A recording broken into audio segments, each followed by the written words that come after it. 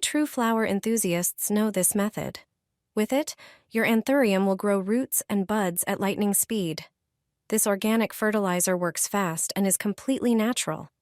To make it, you'll need about 2 ounces of tomato. Tomatoes are a treasure trove of nutrients, containing potassium, magnesium, vitamins C and A, and lycopene, which boosts the plant's immunity.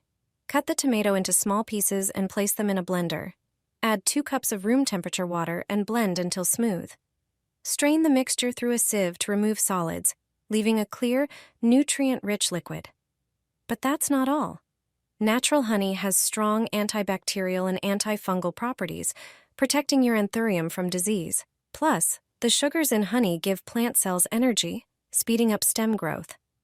Add about 1 tablespoon of honey to the liquid.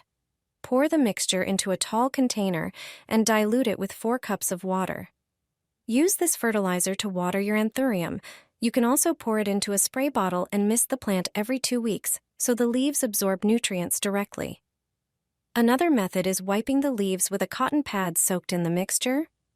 By using these methods regularly, you'll see your anthurium grow faster and bloom more abundantly, giving results that will impress any plant lover.